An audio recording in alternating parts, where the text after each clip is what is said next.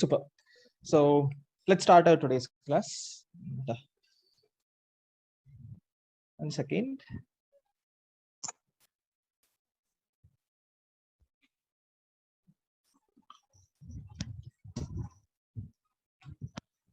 Okay, so this is fine.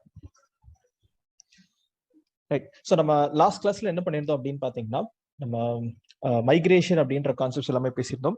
And மைக்ரேஷன்ஸ்ல நம்ம என்ன situation, நம்ம என்ன சினாரியோ பண்ண போறோம் அப்படின்னு சொல்லிட்டு எக்ஸாம்பிள்ஸ் எல்லாம் பார்த்திருந்தோம். ஸோ இப்போ நம்ம என்ன பண்ணலாம் அப்படின்னு கேட்டிங்கன்னா, ஸோ நம்ம சேம் சிச்சுவேஷன் சேம் சினாரியோ ஒரு ரிவைஸ் பண்ணிட்டு நம்ம இன்னைக்கு என்ன பண்ண போறோம் அப்படின்ற கான்செப்ட் நம்ம ரிவைஸ் பண்ணிட்டு நெக்ஸ்ட் நம்ம இன்னைக்கு கிளாஸ் நம்ம கண்டினியூ பண்ணுவோமே. ஸோ லாஸ்ட் கிளாஸ்ல நான் ஒரு டயக்ராம் வரைஞ்சு காமிச்சிருப்பேன். ஸோ என்ன டயக்ராம் அப்படின்னு கேட்டிங்கன்னா, ஃபார் எக்ஸாம்பிளுக்கு லெட்ஸ் சே நம்ம கிட்ட இப்போ ஒரு வர்ச்சுவல் மிஷின் இருக்க போகுது. என்ன வர்ச்சுவல் மிஷின்னா விஎம் மிஷின். நான் VMware ஒர்க் ஸ்டேஷன் அப்படின்னு சொல்லிட்டு நான் ஒரு வர்ச்சுவல் மிஷின் நான் கிரியேட் பண்ணிருப்பேன். இந்த வர்ச்சுவல் மிஷின்ல நான் விண்டோஸ் 7 அப்படின்ற ஒரு OS இருக்கு. அந்த விண்டோஸ் 7ன்ற OSல நான் சில ஃபைல்ஸ் கண்டென்ட் எல்லாமே நான் ஸ்டோர் பண்ணி வச்சிருப்பேன். ஸோ அந்த மாதிரி I have some data. So இப்போ இந்த விண்டோஸ் 7ன்ற ஒரு வர்ச்சுவல் மிஷின் என்னோட லேப்டாப்ல இருக்கிற டேட்டாவை நான் என்ன பண்ணணும்னா மைக்ரேட் பண்ணி என்னோட கிளவுடுக்கு நான் கொண்டு போகணும். என் லேப்டாப்ல இருக்க டேட்டாவை கிளவுட்.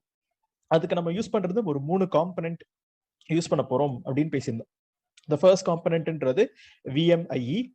நெக்ஸ்ட் ரெண்டாவதா நம்ம யூஸ் பண்ண போறது S3. மூணாவதா யூஸ் பண்ண போறது EC2.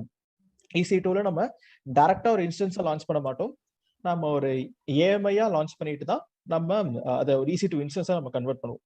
ஸோ அப்போ ஃபர்ஸ்ட் ஸ்டெப் என்னோட விண்டோஸ் 7ல இருக்கிற இந்த வர்ச்சுவல் மிஷினை என்னோட S3ல நான் ஸ்டோர் பண்ணி வைக்கணும். இதுதான் முதல் ஸ்டெப். அண்ட் S3ல என்னோட டேட்டாவை நான் என்ன பண்ணணும்னா எடுத்துட்டு போயிட்டு என்னோட VMI கிட்ட நான் சொல்லணும். அந்த VMIE என்ன பண்ணணும்னா அதை அப்படியே AMI-ஆ கன்வெர்ட் பண்ணி உங்களோட ரீஜன், நீங்க மும்பைன்னு சொல்றீங்களா, மும்பைல போயிட்டு அதை ஸ்டோர் பண்ணி வச்சிரும். ஸோ அப்போ VMIEன்ற ஒரு டூல் யூஸ் பண்ண போறோம். VMIEன்றத லாஸ்ட் கிளாஸ்லயே நான் எக்ஸ்பிளைன் பண்ணியிருப்பேன். என்னன்னு சொல்லியிருப்பேன்னா இட்ஸ் CLI டூல் அப்படின்னு. ஸோ அப்படின்னா VMIன்றது பழசு. இப்போ அந்த VMIன்ற ஒரு சர்வீஸ்ன்றது நமக்கு AWSல கிடையாது. ஆனா அது நீங்க CLI வழியா ஆக்சஸ் பண்ணலாம். ஸோ இப்போ ஆக்சஸ் பண்றதுக்கு நமக்கு CLI கமாண்ட்ஸ் தெரியணும். அந்த CLI வழியா நம்ம எப்படி ஆக்சஸ் பண்றது அப்படின்ற எக்ஸாம்பிள்ஸ் நான் உங்களுக்கு நான் எக்ஸ்பிளைன் பண்றேன். ஸோ இப்போ நம்ம VMIE வழியா நம்ம S3ல இருக்கிற என்னோட OVA ஃபைல, OVAனா என்னது, இந்த விண்டோஸ் வர்ச்சுவல் மிஷினை நீங்க OVA-வா கன்வெர்ட் பண்ணணும் அப்படின்னு நான் சொல்லியிருப்பேன். அந்த OVA-வா கன்வெர்ட் பண்ண ஃபைலை S3ல இருந்து எடுத்து என்னோட AMI-யா அதை என்ன பண்ணுன்னா அப்டேட் பண்ணிடும்.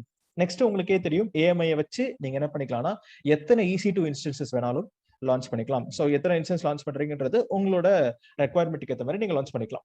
ஸோ அப்போ இது எல்லாமே நம்மளுக்கு இன்ஸ்டன்சஸ். ஸோ இதுதான் நம்ம இன்னைக்கு பண்ண போற ஸ்டெப். ஆனா இந்த ஸ்டெப் நம்ம பர்ஃபார்ம் பண்றதுக்கு நமக்கு எக்ஸ்ட்ராவா ஒரு காம்பனன்ட் தேவை. அந்த காம்பனன்ட் யார் அப்படின்னு கேட்டீங்கன்னா நம்ம IAM அப்படின்னு சொல்லிட்டு நான் லாஸ்ட் கிளாஸே சொல்லியிருப்பேன். ஏன்னா நமக்கு ரோல்ஸ் அப்படின்ற ஒரு மீன்ஸ் சிம்பிளா பவர் வேணும். என்ன பவர்னா VMIன்ற சர்வீஸ் இந்த S3ல இருந்து AMI-யா கன்வெர்ட் பண்றதுக்காக. ஸோ அப்போ எனக்கு S3 ஆக்சஸும் AMI ஆக்சஸும் எனக்கு கொடுக்கணும். ஸோ இதுல IAM ரோல்ஸ் அப்படின்ற கேட்டகரியில. ஸோ அப்ப நம்ம அதுதான் நம்ம பண்ண போறோம். ஸோ இதெல்லாமே எப்படி பண்றது அப்படின்னு சொல்லிட்டு we are going to see some examples. Okay, so என்ன எக்ஸாம்பிள்ஸ் எப்படி பண்ணலாம்னு சொல்லிட்டு நம்ம படிப்படியா போகலாம். ஸோ ஃபர்ஸ்ட் ஸ்டெப் இங்க இருந்து நம்ம ஸ்டார்ட் பண்ணுவோம். எங்க இருந்தா இப்போ நான் ஒரு வர்ச்சுவல் மிஷின் நம்ம கிரியேட் பண்ண போறோம் அப்படின்னு நான் சொல்லியிருந்தேன்.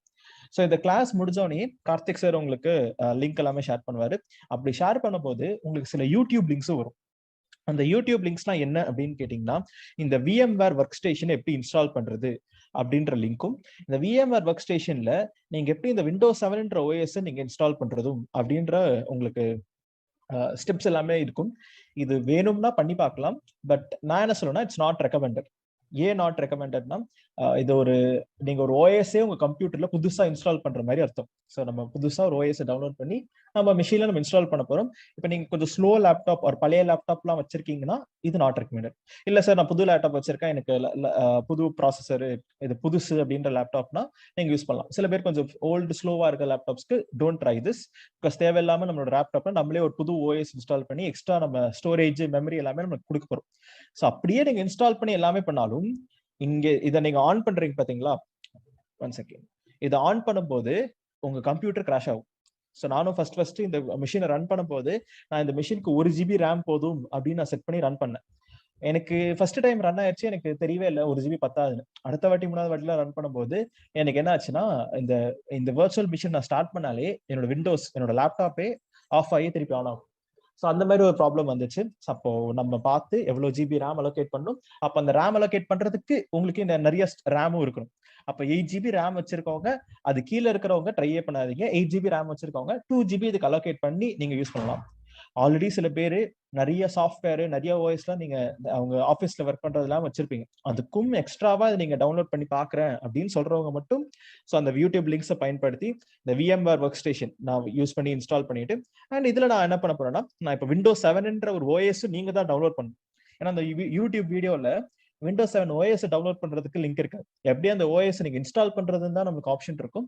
அப்ப அந்த OS நீங்க தான் போயிட்டு நெட்ல இருந்து தேடி டவுன்லோட் பண்ணி எடுக்கும். இந்த மாதிரி நிறைய ப்ராசஸ்லாம் இருக்கு. நம்ம அது எதுவுமே நான் பண்ணாம டைரக்டா என்கிட்ட ஒரு மெஷின் இருக்குன்னு சொல்லிட்டு நான் வச்சுக்கிறேன். ஸோ இப்போ நான் இப்போ மெஷினை நான் டர்ன் ஆன் பண்றேன். ஸோ இங்க மெஷின்ல இங்க யூசர் நேம்ன்றது கார்த்திக் அண்ட் பாஸ்வேர்டுன்றது 12345678. இதை ஞாபகம் வச்சுக்கோங்க.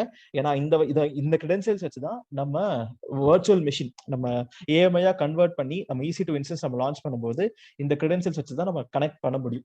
ஸோ ஞாபகம் வச்சுக்கோங்க. பிகாஸ் இந்த OVA ஃபைல் தான் நான் உங்களுக்கு கொடுக்க போறேன்.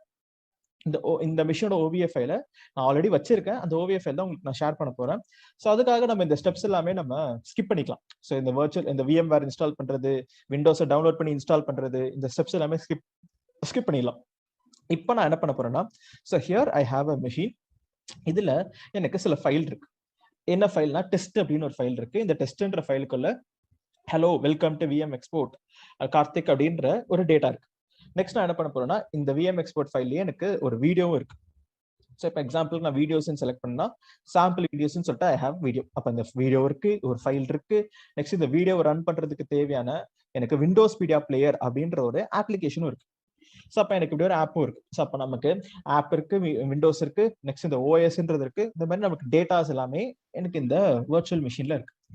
இப்போ என்னோட ரெக்குவயர்மெண்ட் என்னன்னா என்னோட லேப்டாப்ல இருக்கிற இந்த வர்ச்சுவல் மிஷினை அப்படியே எடுத்துட்டு போயிட்டு லிஃப்ட் அண்ட் ஷிஃப்ட் நம்ம அப்படியே எடுத்துட்டு போய் கிளவுட்ல நான் ஸ்டோர் பண்ண போறேன். எந்த சேஞ்சஸுமே எந்த மாடிஃபிகேஷன்ஸ் நான் பண்ண போறது கிடையாது. அப்படியே எடுத்துட்டு போய் நான் போட போறேன். ஸோ அப்போ நம்ம என்ன பண்ணணும்னா ஃபர்ஸ்ட் இந்த OS நீங்க என்னவா கன்வெர்ட் பண்ணணும் அப்படின்னு கேட்டீங்கன்னா so you need to convert this into OVA format. ஏன்னா என்னோட டயக்ராம்ல நான் என்ன சொல்லியிருந்தேன்னா 1 செகண்ட் என்னோட டயக்ராம்ல நான் OVA அப்படின்னு சொல்லிட்டு தான் நீங்க கன்வெர்ட் பண்ணணும்னு சொல்லியிருந்தேன். அப்போ முதல் ஸ்டெப் என்னன்னா கன்வெர்ட்டிங் டு OVA அப்படின்னு சொல்லிட்டு ஒரு எக்ஸாம்பிள் நம்ம பார்த்துக்கலாம்.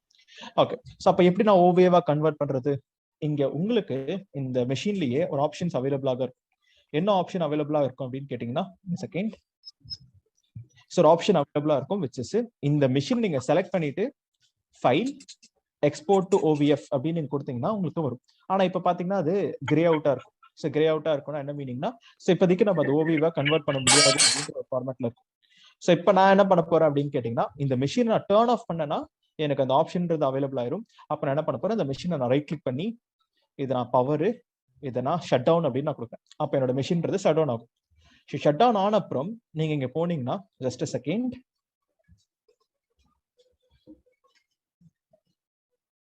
ஷட் டவுன் ஆயிடுச்சு.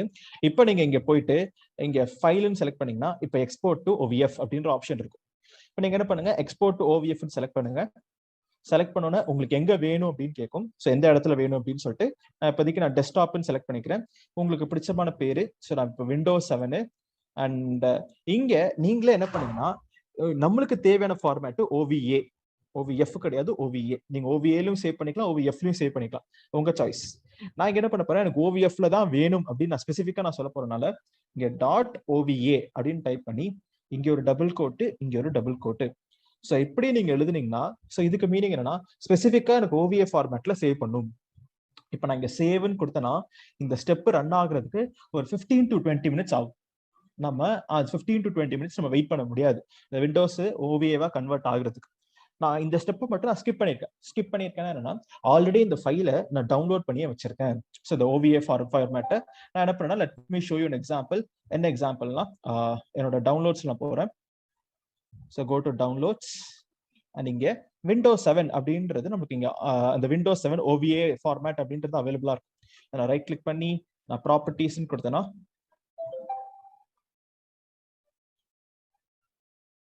ஓகே, ஸோ OVA அப்படின்றதுக்கு இங்க அவைலபிளாக இருக்கும்.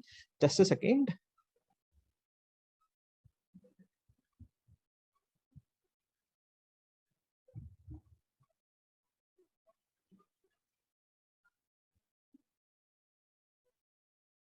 Okay, just second. Karthik sir call பண்றாரு, just second.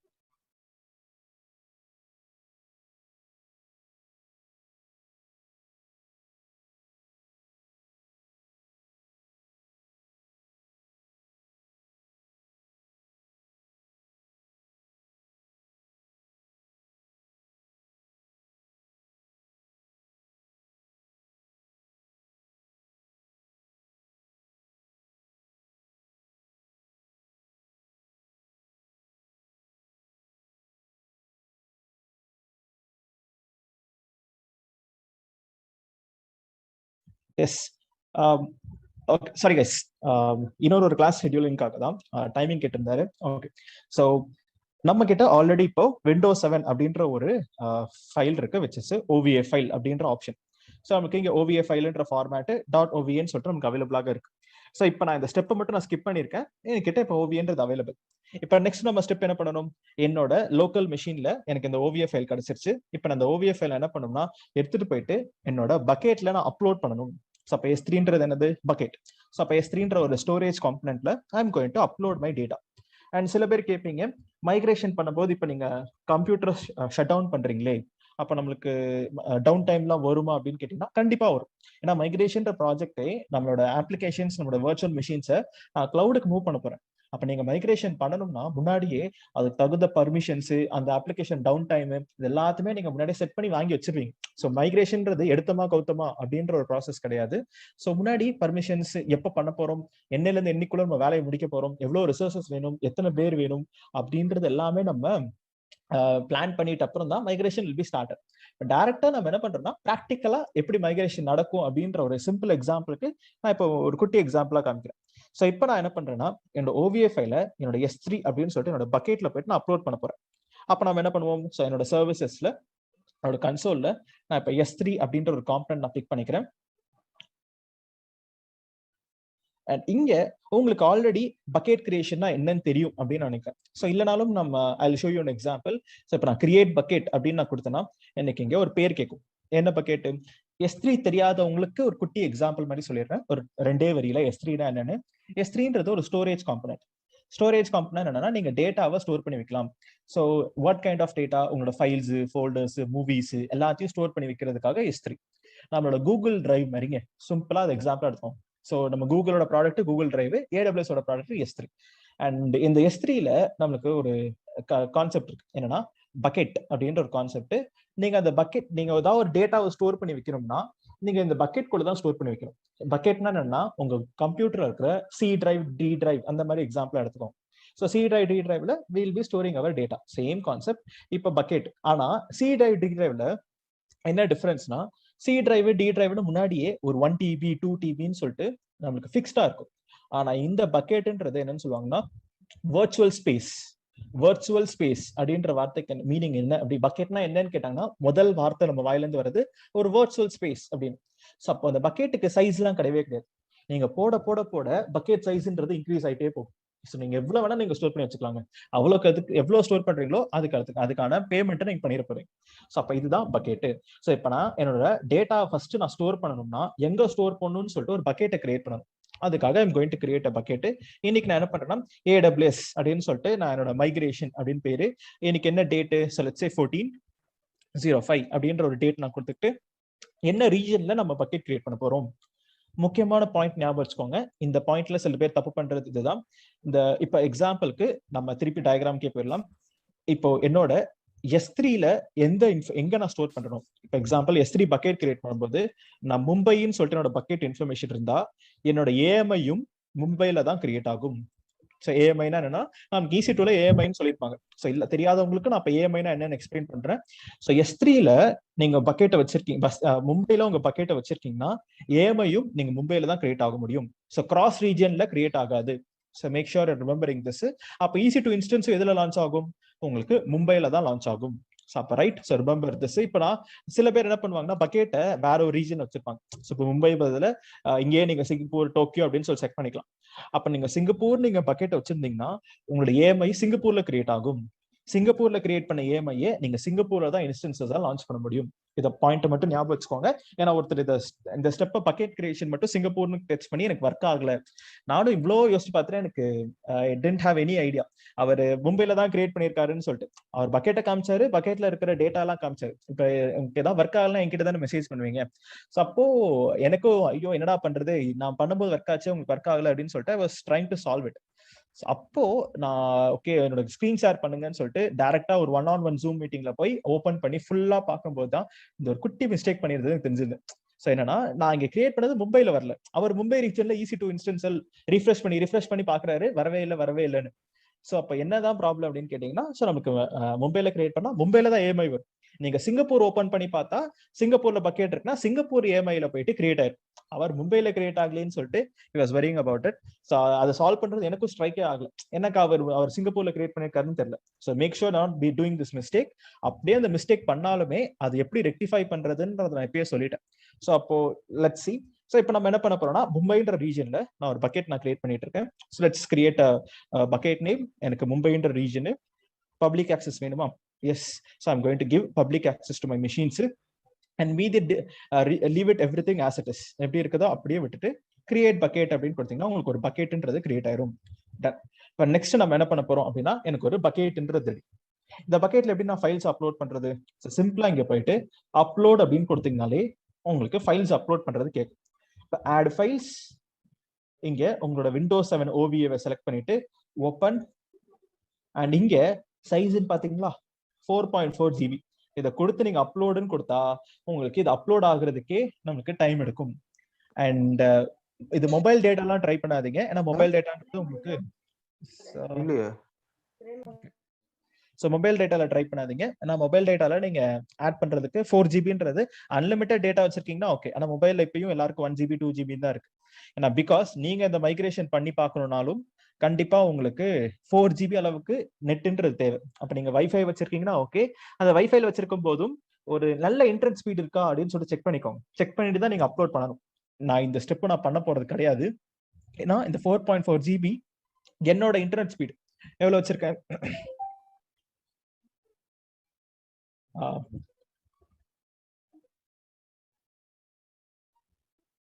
Okay. So 87 MB கிட்ட இருக்கு. அப்போ இந்த 87 MB வச்சு நான் இப்போ அப்லோட் பண்ணனா it will take me 20 to 25 minutes. அப்போ 20 to 25 minutes கழிச்சு இந்த கிளாஸ் நான் ரெஸ்யூம் பண்றதுக்காக நான் இந்த ஸ்டெப்பை மட்டும் நான் ஸ்கிப் பண்றேன். எப்படி ஸ்கிப் பண்றேன்னா ஆல்ரெடி என்கிட்ட ஒரு பக்கெட் இருக்கு. என்ன பக்கெட்னா மை மைக்ரேஷன் பக்கெட்னு வச்சிருக்கேன். அதோட மைக்ரேஷன் பக்கெட்ன்றதுல Windows 7 OVA ஃபைல 4.4 GBக்கு நான் ஆல்ரெடி அப்லோட் பண்ணியும் வச்சிருக்கேன். ரைட். ஸோ இப்போ நான் ஆல்ரெடி அப்லோட் பண்ணி வச்சிருக்கேன். இது நம்ம இன்னைக்கு கிளாஸ்ல டைரக்டா யூஸ் பண்ண போறோம். ஸோ அப்ப நீங்க இந்த மைக்ரேஷன் கான்செப்ட் நான் லாஸ்ட் கிளாஸ் சொன்ன மாதிரியே இதை ட்ரை பண்ணி பார்க்கணும்னா இது ஒரு டைம் கன்சூமிங் தான். ஸோ கொஞ்சம் டைம் எடுக்கும், அப்லோட் ஆகுறதுக்கு டைம் எடுக்கும். அப்லோட் ஆகி முடிச்சு இந்த S3ல இருக்கிற OVA ஃபைல நீங்க வாட் யூ சே, ஸோ நீங்க ஒரு ஏஎம்ஐயா கன்வெர்ட் பண்றதுக்கு ஒரு 40 minutes டைம் எடுக்கும். ஸோ அப்ப நீங்க எல்லாமே நீங்க வெயிட் பண்ண போற மாதிரி தான் இருக்கும். இன்னைக்கு நம்ம அந்த 40 minutesல நம்ம வேற ஒரு கான்செப்ட்லாம் பார்ப்போம். ஸ்னோபால் இன்னைக்கு கிளாஸ்லயே உங்களுக்கு மைக்ரேஷன் பிளஸ் ஸ்னோபால்னு தான் வச்சிருப்பாங்க. அப்படிதான் நம்மளுக்கு நீங்க டாபிக். ஸோ இப்போ நான் ஆல்ரெடி என்னோட Windows 7ல இப்போ நான் என்ன பண்ணிட்டேன்னா என்னோட S3ல என்னோட OVA ஃபைல அப்லோட் பண்ணிட்டேன். இப்போ நெக்ஸ்ட் நம்ம இந்த ப்ராசஸ் தான் பண்ண போறோம். இந்த ப்ராசஸ் பண்றதுக்கு முன்னாடி just a second, again I'm getting a call.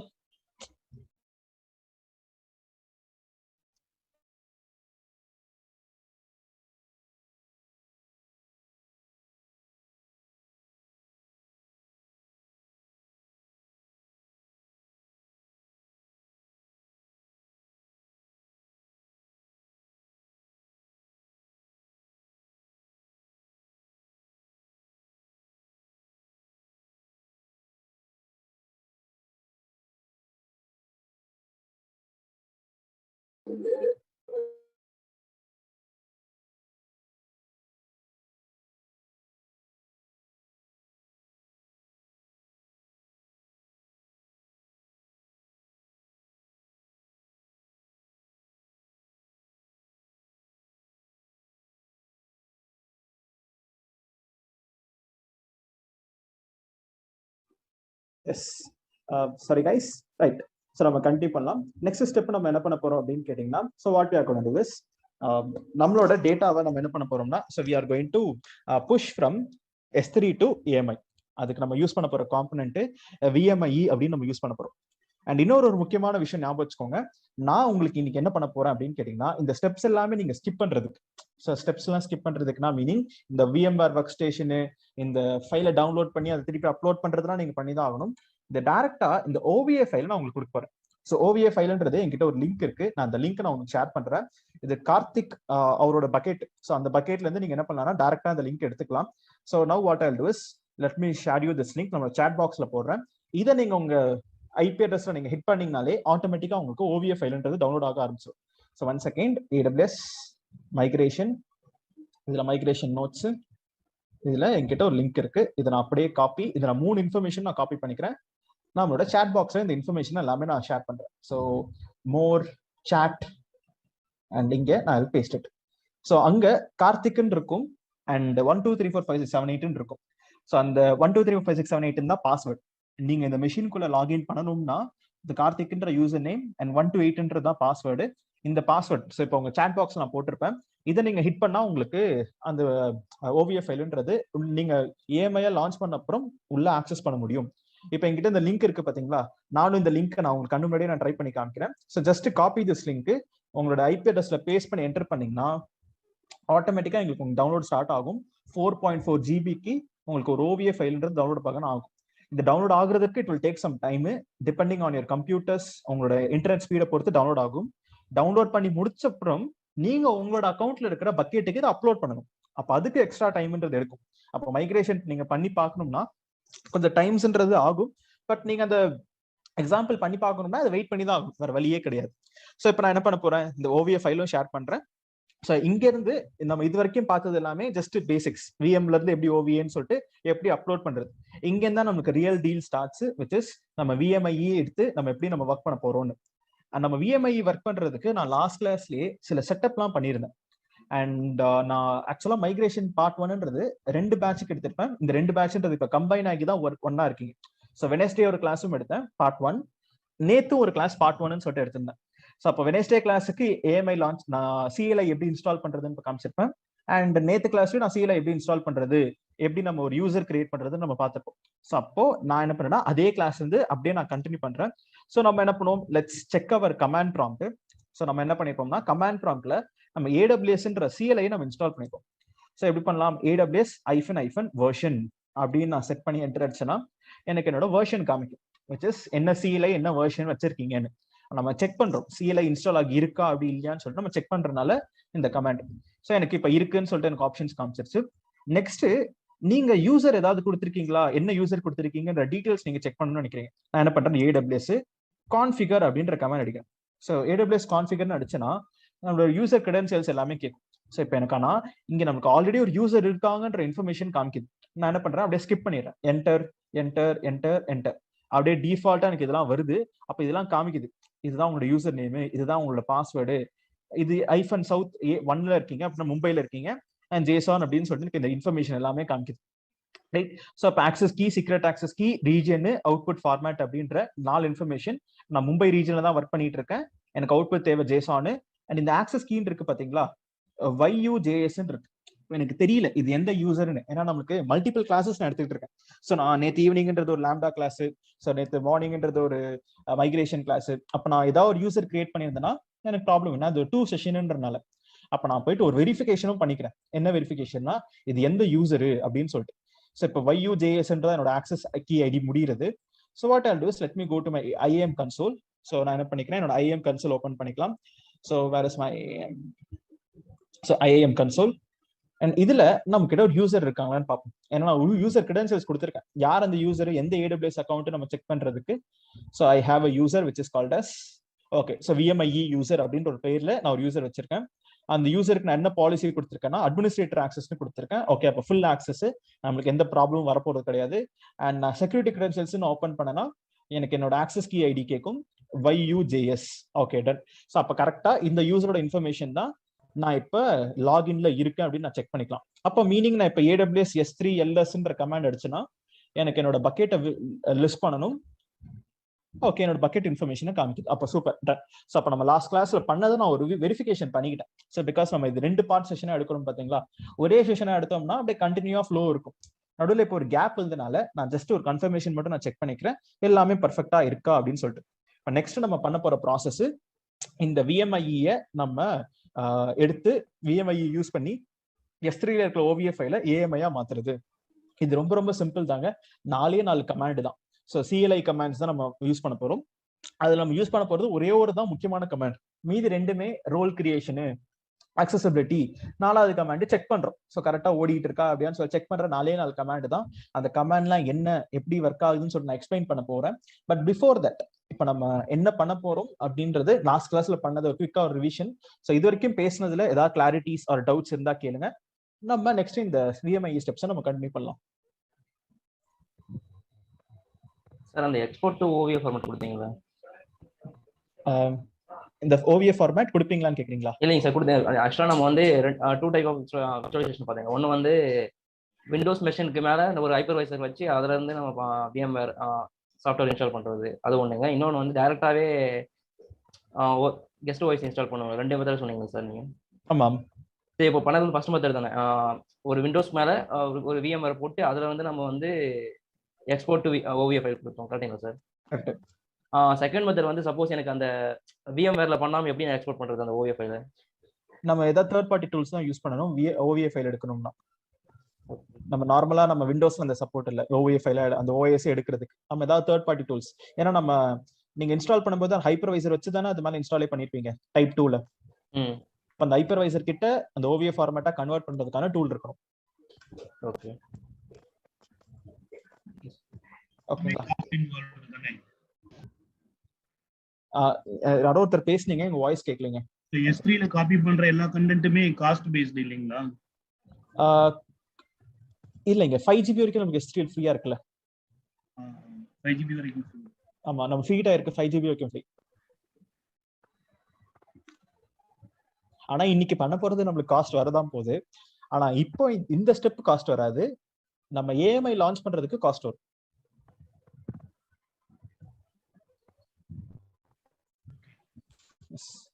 ஒரு விண்டோஸ் மிஷினை வந்துட்டு நம்ம நீங்க எக்ஸ்போர்ட் பண்ணீங்களா? இப்போ வந்துட்டு நிறைய டேட்டாஸ் லைக் 30-40 GB இருந்தாலும் அதுவும் எக்ஸ்போர்ட் பண்ணி நம்ம இன்ஸ்டால் பண்ண முடியுமா, அப்லோட் பண்ண முடியுமா? பெரிய டேட்டானாலும் நீங்க அப்படியே இது பண்ணி அப்லோட் பண்ணலாம்.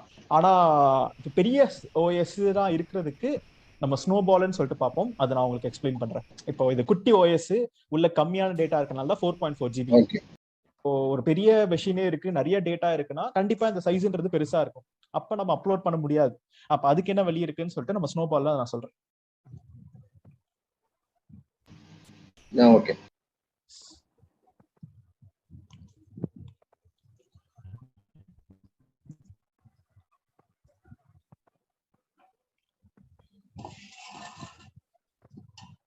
எஸ், லாஸ்ட் கிளாஸ்ல நான் ஹைப்பர்வைசர்ஸ் டைப் 1 டைப் 2 அப்படின்னு சொல்ற நம்ம எக்ஸாம்பிள்லாம் காமிச்சிருப்பேன். அப்போ என்கிட்ட இப்ப கடைசியா ஒருத்தர் கேள்வி கேட்டீங்க. ஸோ இப்போ நான் ஹைப்பர்வைசர் யூஸ் பண்ணி தான் OVF ஃபைல் எடுத்தேன். ஏன்னா இங்க OS விண்டோஸ் இருக்கு, நான் ஹைப்பர்வைசர் கிட்ட தான் எனக்கு OVF ஃபைல் ரெடி பண்ணி கொடுன்னு நான் சொல்லி VMware ஒர்க் ஸ்டேஷன் வந்து OVF ஃபைல் எடுத்தேன். இப்போ நீங்களும் ஹைப்பர்வைசரை வச்சு தான் நீங்க உங்க வர்ச்சுவல் மிஷின் இன்ஸ்டால் பண்ண போறீங்க. அப்போ ஹைப்பர்வைசர் கிட்ட தான் நீங்க OVF ஃபைல் எடுக்கிறதுக்கான வழி. ஸோ இல்லைன்னா வேற சாய்ஸ் ஆப்ஷன்ஸே கிடையாது. ஸோ விண்டோஸ்ல டிஃபால்ட்டா OVF ஃபைல் எடுக்கிறதுக்கு இல்லை. பட் நம்ம ஏதாவது தேர்ட் பார்ட்டி டூல்ஸ் யூஸ் பண்ணி தான் OVF ஃபைல்ஸ் எடுத்துக்கலாம். ரைட். ஸோ இப்போ லெட் மீ க்ளோஸ் மை இந்த மெஷின் நான் க்ளோஸ் பண்ணிக்கிறேன். VMware work station. பிகாஸ் பின்னாடி அது 2 GB RAM எடுத்துக்கிட்டு அது ரன் பண்ணிக்கிட்டு இருக்கும். ஸோ ஒரு OS நமக்கு ரன் ஆகிட்டு இருக்கும். நம்ம க்ளோஸ் பண்ணோம்னா everything is going to be smooth. Right. So இப்போ நம்ம என்ன பண்ண போறோம் அப்படின்னு கேட்டீங்கன்னா ஒரு 4 ஸ்டெப் ப்ராசஸ் நம்ம பண்ண போறோங்க. ஸோ 4 ஸ்டெப்னா என்னன்னா 4 கமாண்ட் நம்ம அடிக்க போறோம். ஸோ நம்ம 4 கமாண்ட் என்ன அப்படின்னு சொல்லிட்டு நான் ஒரு இன்ட்ரோடக்ஷன் மாதிரி கொடுக்குறேன். So to I have a notepad?